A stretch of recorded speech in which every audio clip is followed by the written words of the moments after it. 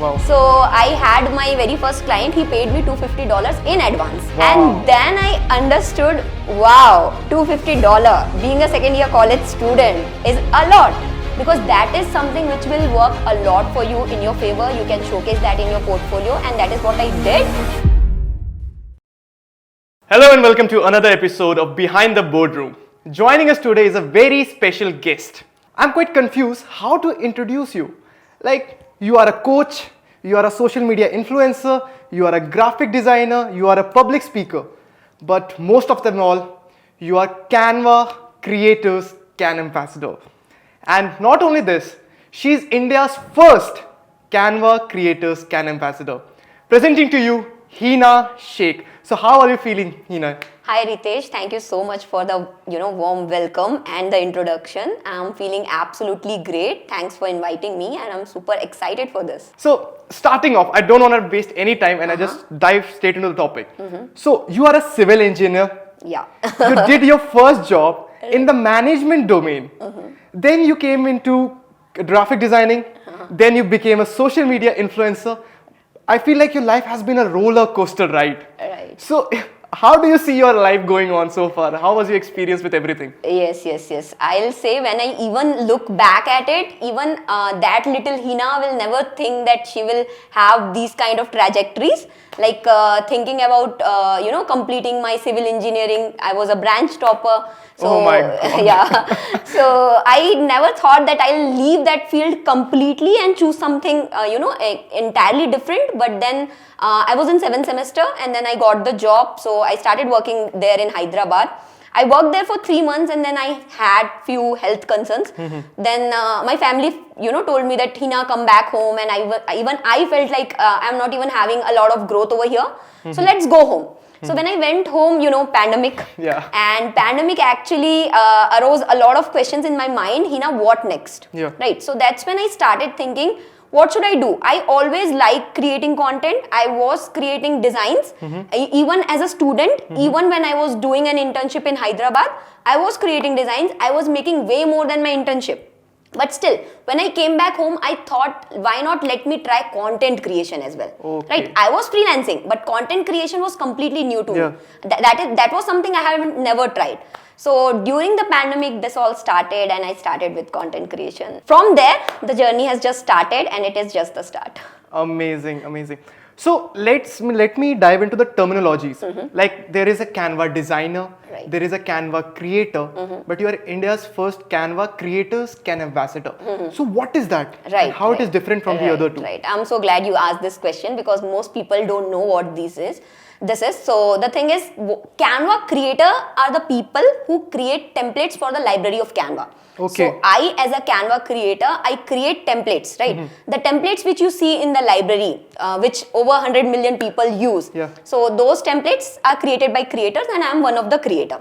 And from this creator community, the people of Canva, they see active people. The people who can create, conduct workshops for them, are active, are moderating the community. So they choose, they handpick, and select as Canva Creators Canvassador. So it's been, I think, over 1.5 years now. I'm a Creators Canvassador, and I was selected as the very first one. But now we have a few more as well.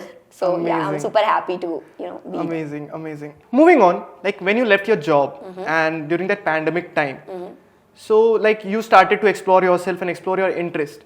So at that time, what was the reaction of your family and the friends when you gave them the idea that I want to dive into this content creation or this designing part? So what were their reaction? Right. See, the thing is, I did not face a lot of challenge at that moment, even if I had left my job and came back home. Because I was still in 7th semester, and my 8th semester exams were also postponed because of pandemic, right? So I was still a student, so I didn't had a lot of pressure, like maybe family pressure or anything like that in me. I was, fully able to think and explore on my own. So that particular time I took to think a lot, and I started creating content without any major hope of making a career on it. I just started. And then I found a gap, that there is a gap that people want to learn how to create content. So that is something which I started creating content about, and people started loving that. So I was building a community, like, when people used to come post, comments on my content, I used to thank them with their name. Like I used to personalize it. Like if you'll come in and say, great post, Hina, then I'll properly reply to you. Thank you so much, Ritesh. I'm so glad you liked it. What was that thing which you liked the most in my content? So this way I was even sparking more conversations. So this is something which I started doing initially. And one of the other thing I did was, of course, if I'm building a social media platform, if I'm putting in the energy, even if I'm not expecting much, but I should try to do something, right? So I started to generate more business for my freelancing thing. So I started outreaching to more and more clients. When they used to come, they used to see my social media profile, right? So that started to act as my portfolio. People used to come, they used to see my designs, and I didn't even have to pitch a lot. They were already liking me, knowing me and trusting me. These are the three things which matter a lot, right, when it comes to sales. So when they used to come, they used to see my profile and they used to reach out to me. So this thing was happening, inbound inquiries instead of outbound. So I was very happy that this is happening. I was getting on calls, I was closing them. There is one term like freelancing, and every other student or the people who are starting it wants to try it a bit. Well, we have talked a lot about this freelancing, but being a girl, right? And to all the girls out there, for them it is fairly hard to approach someone as compared to the guys, basically. It is fairly very hard to approach someone, get clients. But there are some passionate girls basically out there who wants to try it, but somewhere those insecurities and coming out of their comfort zone hits. So I know you must have faced these same challenges as well. So what will be your tips to them, and what was your experience while approaching clients? What did you do? So the very first client which I got was through referral. I was an intern, like I was doing internship during my college time, and that manager referred his friend to me for creating designs for him. So I was making a bit of money, right? For the very first design I did, I charged just 40 rupees, which is I think less than $1, right? 40 rupees is like, today it's 50 cents. Right. So you charge like 40 rupees for your first design. So that's how it started, right? Humble beginning, small steps. But I always wanted to earn more, right? When you earn something, you feel like there is much more I can try, much more I can put in effort to make more.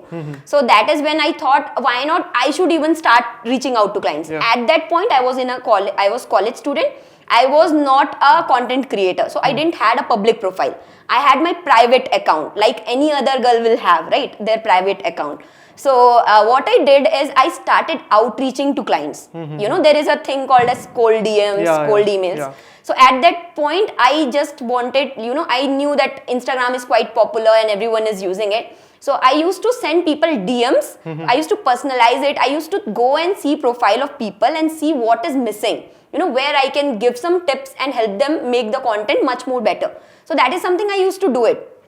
And if I'm sending 7 or 10 DMs in a day, I'm getting rewards from 2 people. That was way more than industry standard, right? You send 100, 200 DMs, then you get 2 to 5 replies. That is what usually happens. I got to know years later.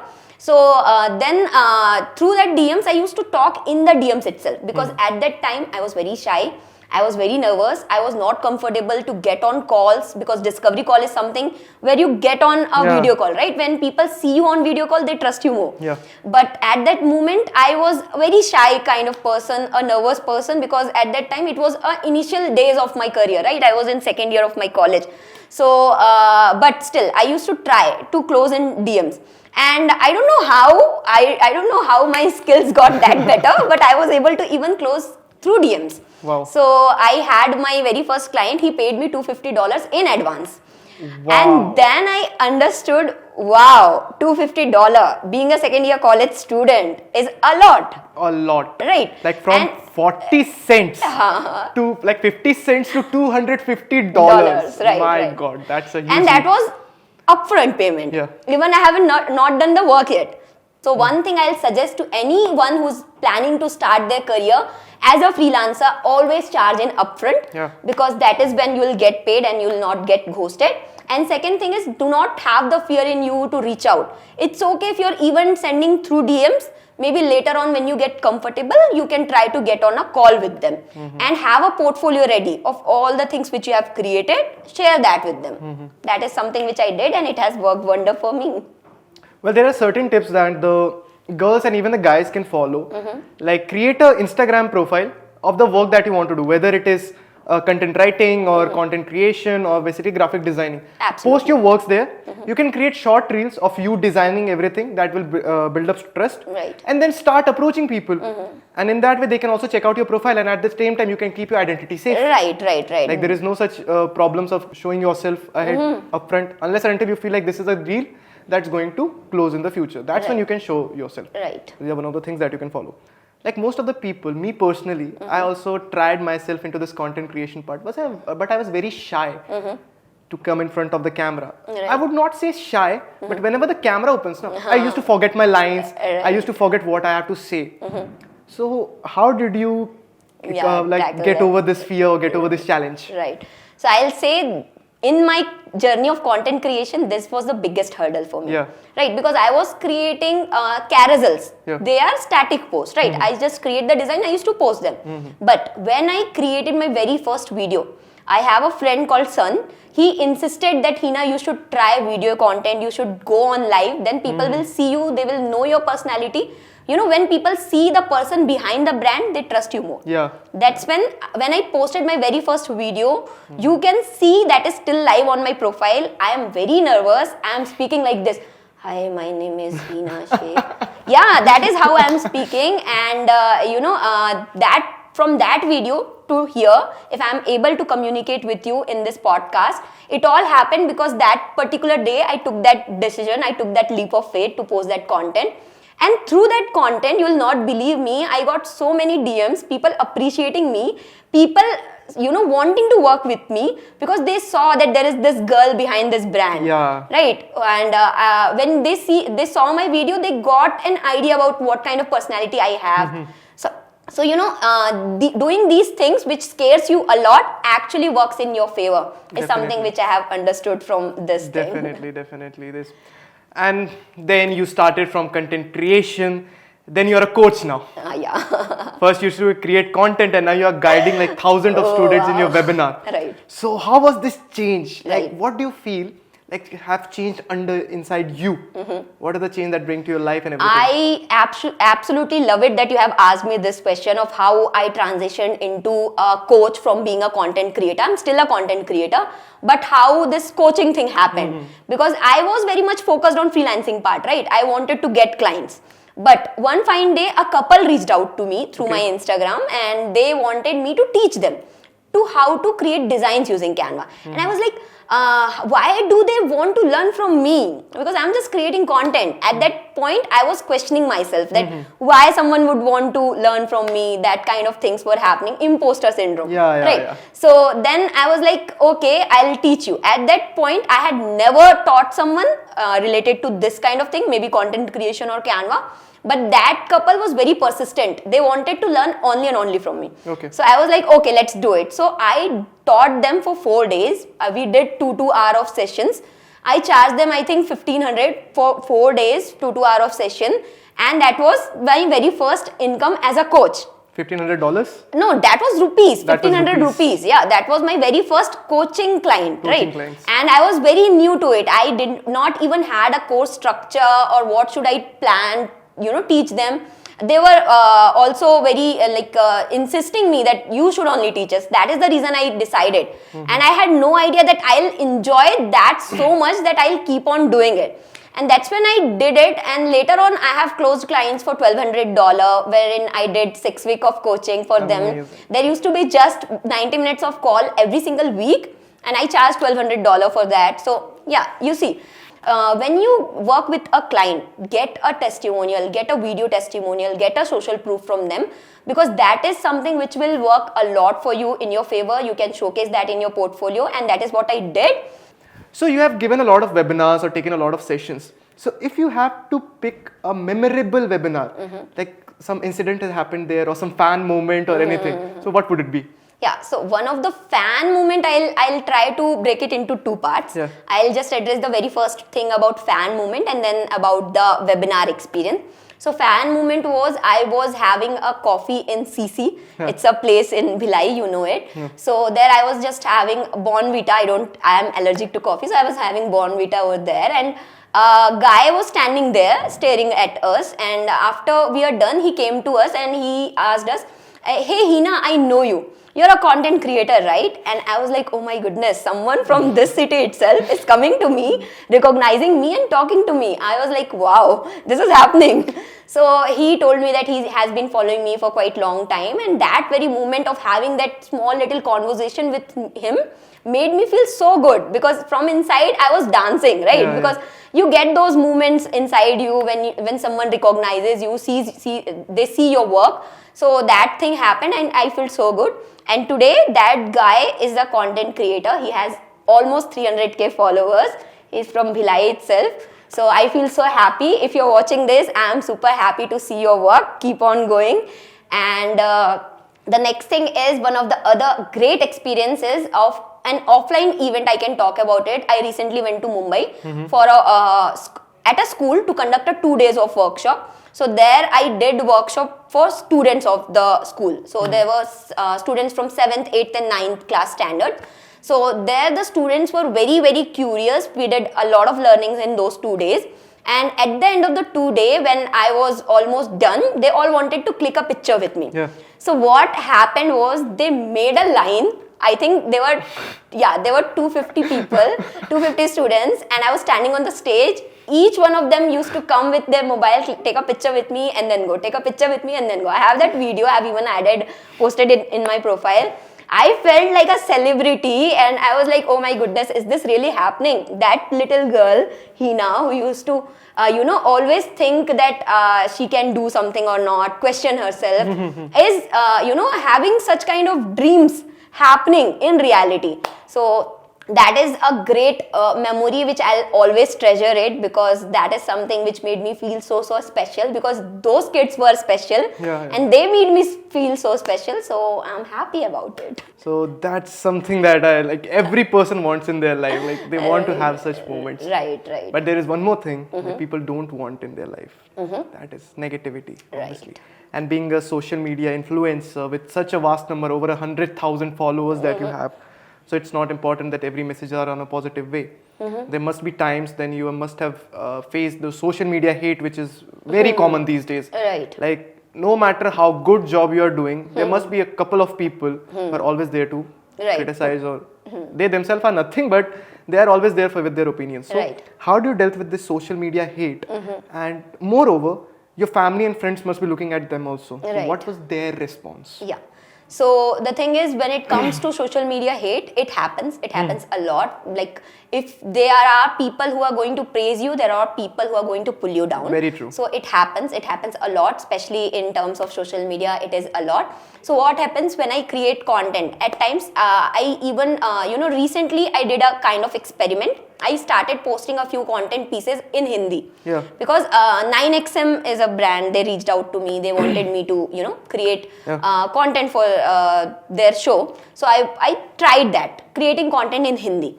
So what happened is, some of my followers who are following me for quite long time, who used to love my work, they came in the comments and they were like, why are you creating content in Hindi? We are not liking it.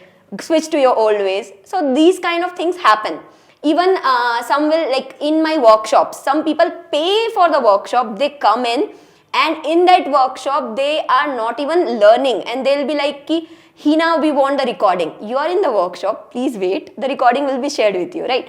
Yeah, these kind of things do happen in the comments section especially. One of the things that I personally do is try to ignore it.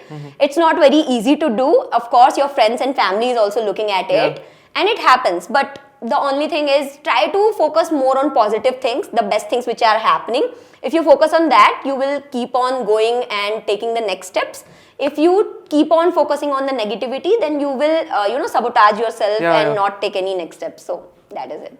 Moving on to this one more thing that most of the people are going through these days. First is self-doubt, low self-confidence, and trust in the process. Like I've seen people, like even earlier times, I used to feel like my work quality is not that great what my client is asking for. Right. So sometimes I might hesitate, and that's when self-doubt comes in. Like I might not be the right guy for this, or I might not do it.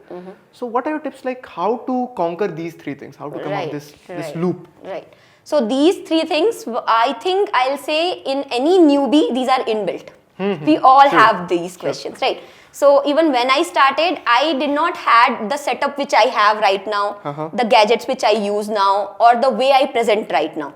So all of this, I am able to do it now because I started from that imperfect way. Yes. Right. True. So I used to use my mobile. I used to use the lights from the sun. Right. I used to stand in front of window to record videos. I used to feel very nervous, very shy, but still do it. That is something you have to push yourself, because see, when I was a very a beginner creator, when I had 4,000, 5,000 followers, my friends used to kind of, tease me that, what are you doing?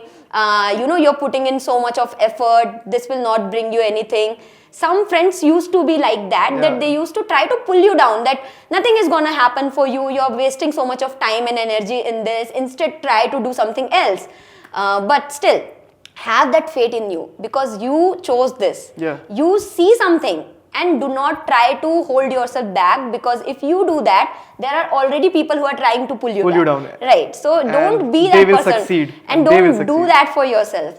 And see, one of the bad thing I'll say, when we start something as a starters, we think that it should happen fast. Yeah. I have just started today. I have posted a piece of content for 10 days straight, and still I'm seeing no results. Yeah. I get this a lot. So many of my followers will come in, even my students. When I tell them to do something, they'll do it, and they'll just come back to me. Hina, I did it for 10 days. And I'll be like, you have to trust the process. Yeah. Right? It takes time. Good things take time. Even when I tell my students to outreach, to get the clients, they'll just send 5 to 7 DMs, and they'll get back to me, Hina, I'm not getting any reverts. They have not personalized the messages. They have not done the proper research to do the prospecting and sending the emails and DMs.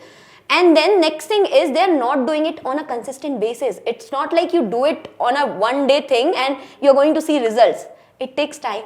Yeah. So consistency is something which I'll say, if you're starting out, make sure you be consistent and trust in the process, and try to trust in yourself. That is something, believe in yourself. These are the things. There's one tip that I want to give from my side. Like when I started my content creation journey, so there were few people that came to me and said, who's going to listen to you? What have you achieved in life? Right. At that time, I was quite demoralized and I stopped posting content. Right. Then after a year, again, I have done the courage. And this time I'm pretty sure no one will tell me what have you achieved, why people should hear to you. Right. But there are still people who will say it. Like, no one's gonna watch your reels. Then, you know what I say? There is a 2-3 people who watch my reels. Right. They are in my DMs. They praise me. They look forward to my content. These are not for the people who are not interested. I'm making it for the handful of people who can get the value. Right. These are my biggest motivation. Right. I'm not making it for everyone, but if someone is getting the values, if I can change someone's life, these are for those handful of people, and my job is done. Right.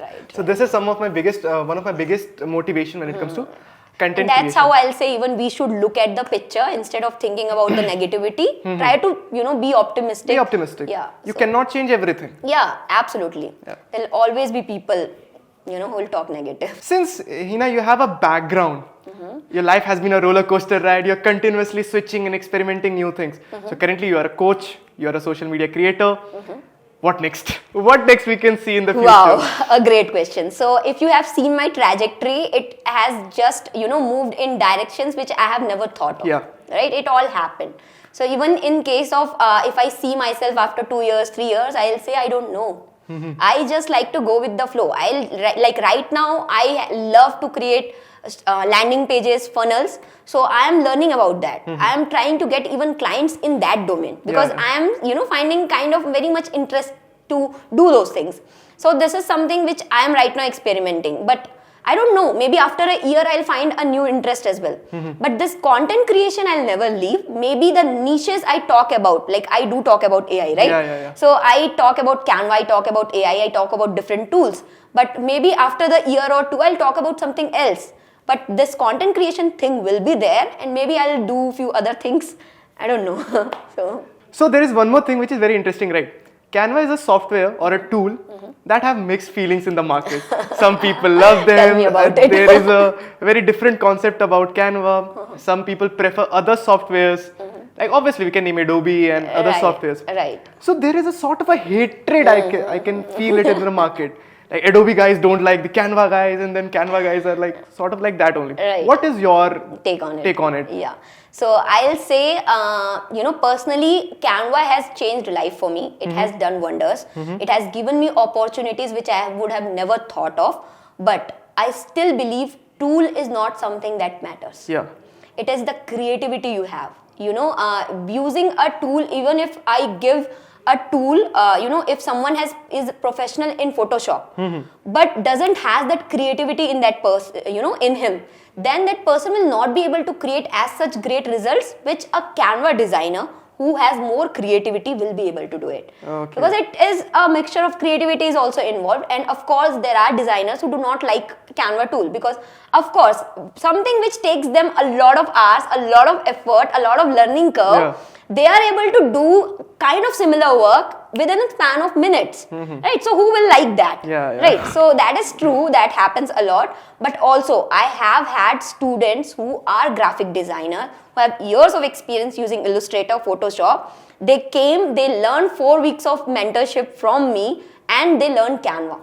So you can see, because they wanted to fasten it, they wanted to do things faster. So of course people will come because they want to get clients, right? So of course I know how to get clients for these services. Maybe to learn that part of aspect they came to me, because they already had insights about the graphic design part, right? So things happen, but I'll say it's differs from person to person how a person take it. I'll never show hatred towards any tool, because tools are something which people use to make something, right? So yeah, creativity all the way. Yeah, so basically tools are just a medium to bring your creativity, your thought process to life. Right. It depends on how you are using it and what sort of a creativity you have. Right. If you have something very vast which is beyond Canva, so you can opt for Photoshop. And if that sort of a creativity can be done in a less time or more efficiently, you can go for Canva. So it's just a matter of perspective. Right. No such place for hatred. Yeah, no hatred. Well, this is a question that most of the people have in their mind. Okay. We are living in the artificial intelligence era. Oh yes. And the job that most of the people feel is under the threat level is graphic designers and creative designers. Like there are softwares, tools that are doing the work in Snap. Right. Even better than like Photoshop and Canva, like if possible. Right. So what are your take on this? How we can see the world, this creative world, graphic designing will getting transformed in the next 5 years? I'm so glad you're asking this question, because it is there. It is the hot topic right now on social media and everywhere. So, I have seen this tweet from Elon Musk that, people using AI will, are someone who can take your jobs. AI will not take your job. So it is true that if you just, are scared of AI taking your job, it will not happen. Try to, get into that zone, try to do some research, learn about AI. Don't have fear of it. Instead, try to equip it, your work by using AI, try to add that as well in your work, right? Right now, what I do is, if I find a tool with which my, process can become much more smoother, I'll add that tool. Okay. I'll not think that, oh no, this is AI, I should avoid it. It will, in few days or in few years, it will eat my job. No, that mentality I don't have. Even Canva right now has AI involved in it. So in Canva, we have recently on 4th of October, they did a magic launch. So in that, they introduced a lot of tools. In many of them were AI related tools. So even the designs which we create are now used to train the AI. So that is something which we have agreed upon. And so AI is there, AI is going to come, it is going to do many wonders to the mankind, as well as many disasters to the mankind, which we are seeing, but the thing is, you can all do to survive in it is try to learn it, try to adapt it, and be comfortable with it, because that is what even I am doing. If you see my content, I do talk about it, I do post about it, because why not? Why not? Because we are here to survive, and if there come anything, we have to learn about it and keep on going.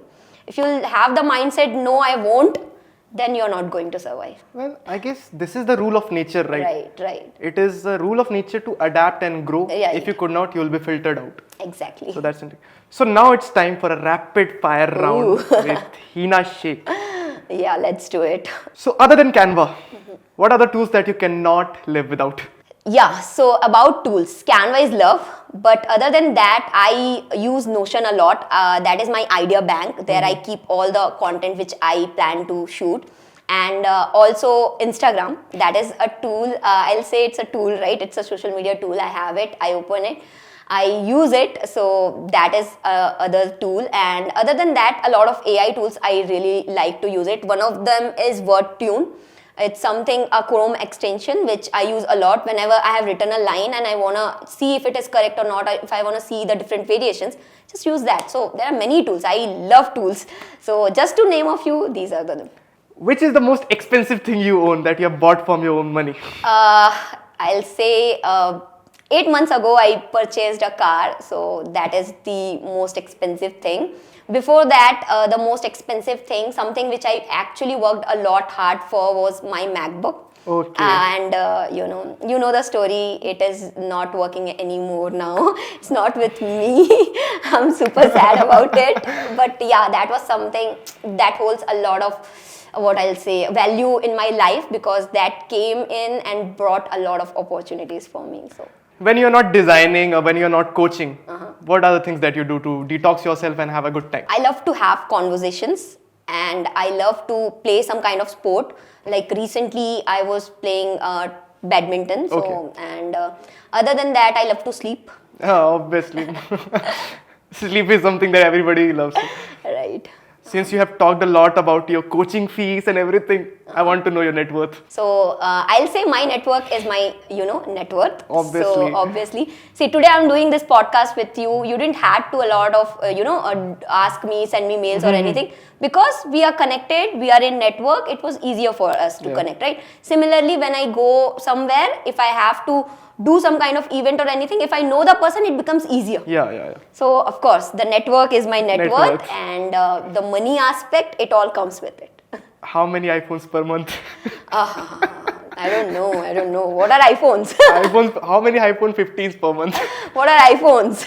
It is a premium luxury brand. Like. See, I use iPhone 11, so I don't know.